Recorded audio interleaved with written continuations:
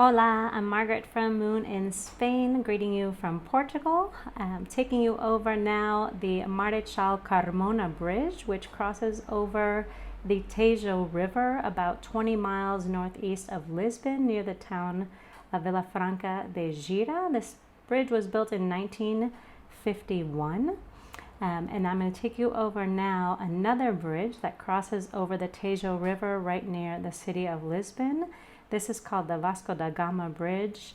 It was inaugurated in 1998, just in time for the World Expo that was held here in Lisbon, dedicated to the Portuguese voyages and to Vasco da Gama. So it was dedicated to the 500th anniversary of those voyages.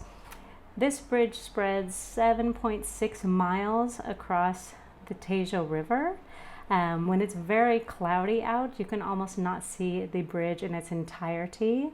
And also when the tide is very high in the river, it looks like the water is about to go right over the bridge. It also allows you beautiful views of the city of Lisbon and of the other bridge that crosses over the Tejo here in the city of Lisbon, which is the April 25th bridge that was originally named the Salazar Bridge after the dictator in Portugal, but then was changed to the name April 25th after the Carnation Revolution in the year 1974. Here in the estuary, you can always see people collecting Japanese clams as well.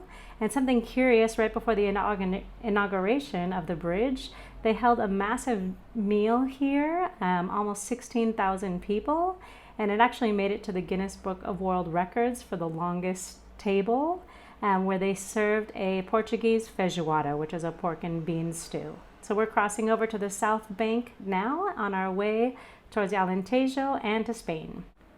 So an obligatory stop on our way, whether we're going to Portugal or on our way back to Spain, is stopping here in the town of Vendas Novas to have a Bifana sandwich, where you can have a Bifana all over the country.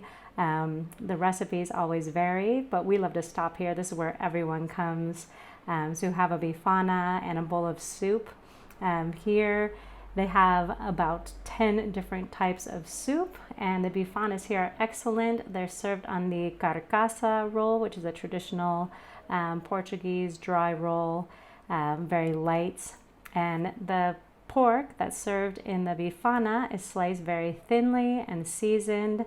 And then the bread is actually grilled with a bit of the sauce from the pork and served toasted. Like I said, you can have it with a bowl of soup. We had the cream of cilantro soup, which actually is a potato based with cilantro. It's absolutely delicious, but they have all different types. And then we always have to have the almond tart that you can see here. This is our favorite almond tart. Sometimes we even buy a couple to take home with us. And I'm also going to show you my version of the Bifana that I make at home. I'll put my blog post here if you want to look at the recipe that I use, but you can find different recipes on the internet as well.